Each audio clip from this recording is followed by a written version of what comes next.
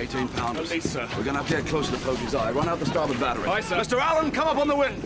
On the wind, sir. Lay me alongside a pistol shot. Hi there, my name is Troy Kinsey. Welcome back to our video series called Service Management in the Movies. Today we're going to look at two clips from the 2003 film Master and Commander, The Far Side of the World, starring Russell Crowe and Paul Bettany, and directed by Peter Weir. We're going to use these clips to discuss a couple of key leadership principles, including leadership under pressure and making decisions for the greater or rather broader good. This latter topic is often one that's uncomfortable for leaders, so I'm glad we're discussing it today. A quick spoiler alert, if you haven't yet seen this movie, Master and Commander, I strongly recommend that you put this particular video on pause just for now and then return once you have seen it. It's a bit long, the Master and Commander video, not this one, hopefully, clocking in to around 2.5 hours, but it's well worth the watch. So I'm going to include links in the description below. Okay, so here's a brief summary of the movie. So Master and Commander, The Far Side of the World is an intense naval drama set during the Napoleonic War, so around 1805, following Captain Jack Aubrey's pursuit of a French ship. The film blends intense sea battles with rich character development, focusing on themes of leadership, camaraderie, and the harsh realities of life at sea. All right, so without any further ado, let's take a look at the first clip.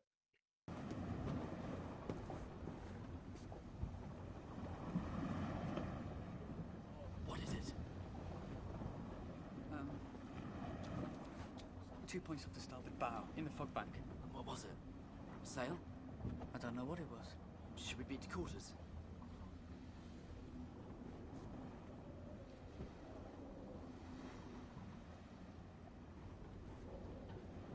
I can't be certain. You're officer of the watch. Holland, you must make a decision. We shall beat to quarters! So let's start with the challenge of making decisions when faced with uncertainty. So should the midshipman Hallam, I believe it was, should he have called for beat to quarters? Now, for those of us unfamiliar with British Royal Navy terminology, the phrase beat to quarters was a signal for the crew to prepare for battle. So arming cannons, preparing weapons, and securing the ship for combat. I would say, and with all of my seafaring expertise, I would say yes, which would be exactly none, by the way, in terms of my expertise. So let me know if in the comments if you disagree or agree. The reason why I would say yes, though, is the same reason why I encourage incident response teams and those who initiate major incidents to lean into the direction of, if there's smoke, assume fire. So if you'll recall, we discussed this when we looked at the major incident management, when we watched the film Apollo 13, and if you haven't seen that particular video, I'll include that in the description below as well. So it's better to err on the side of caution. So think about it. What's the worst case scenario? We have a training or simulation opportunity. Perhaps we wake a few people up in the middle of the night. But the counter is that we don't respond and the organization, or ship in this case, suffers the consequences. So team morale and outcomes. So how does the leader's behavior in a crisis influence team morale and outcomes? So we discussed the importance of providing individuals with the ability to lead and to practice using simulations. It's important to find ways to provide new team members, especially those who are grooming for future leadership positions, with opportunities to act in times of moderate stress. And it's important to underline the word moderate part here, so it can be equally devastating to future leaders to put them in a high-risk situation when they're really not ready. So this is obviously a judgment call. So the consequences of inaction. So what are the risks of failing to act promptly, especially in a high-stakes situation? So this depends, of course, on the situation, but hesitating to act is typically worse than making the wrong decision, typically. The potential downside is much worse than the upside of not disturbing the team, for example. In a situation as being out to sea, where everyone is counting on those in charge to know what they're doing, it's important to at least look confident. And you probably felt the urge, as I did when you saw the scene, perhaps even called out to the television, do something, anything. It really doesn't matter, but make a call. Well, candidly, that's probably what his team thought as well. So there are a number of factors that can cause hesitation, such as fear of failure, overanalysis, and self-doubt. So it's important to discuss some strategies for overcoming hesitation, such as empowering others to contribute or using established decision frameworks. What does this mean? Well, this gets to empowering through experience, whether it's real life scenarios or running through simulations. What would we do if? And we can and should set clear expectations, and this is especially true with those just learning how to lead, about what leaders should do when faced with an issue that they're unsure about. So when we talk about simulations, the objective is to not try to identify every scenario that a leader or team might face.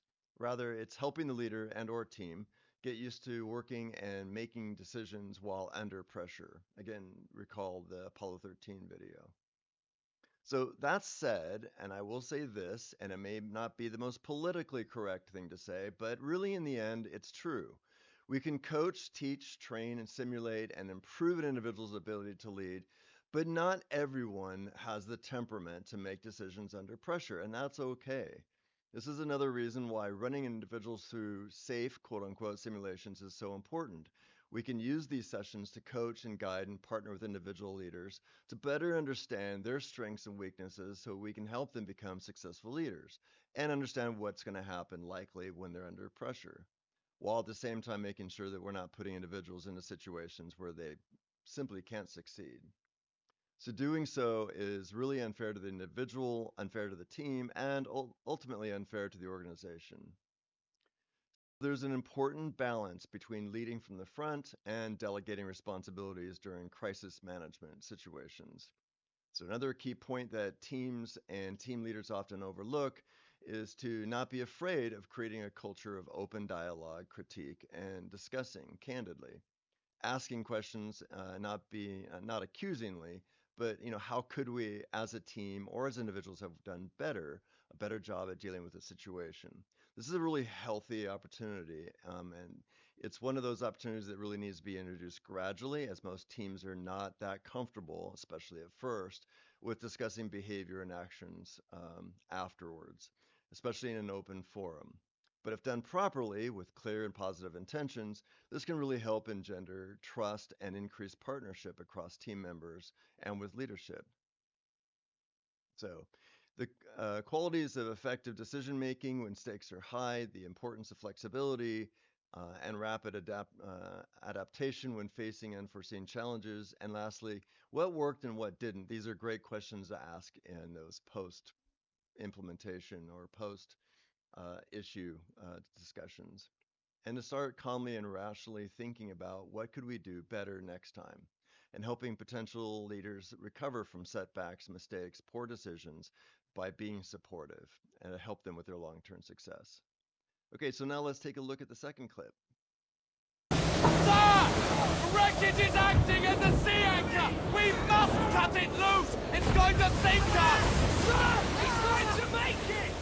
He can do it! Come on, Will! Come on!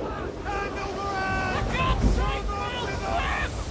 Swim for the wreckage, Will! You can do it, Will! Swim! Come on, Will! Swim! Come on!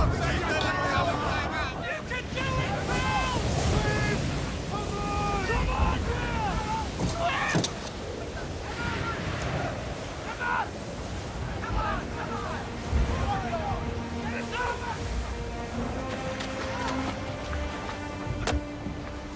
Okay, so this is an interesting clip. We were discussing tough decisions earlier. Well, hopefully no one watching this never has to make the awful decision that Captain Aubrey has to make with regards to the young lad who gets tangled up in the rigging. But one key aspect of leadership that often gets overlooked is contending with individuals who are either unwilling or not able to collaborate effectively with other members of the team. This is that challenging part we talked about earlier.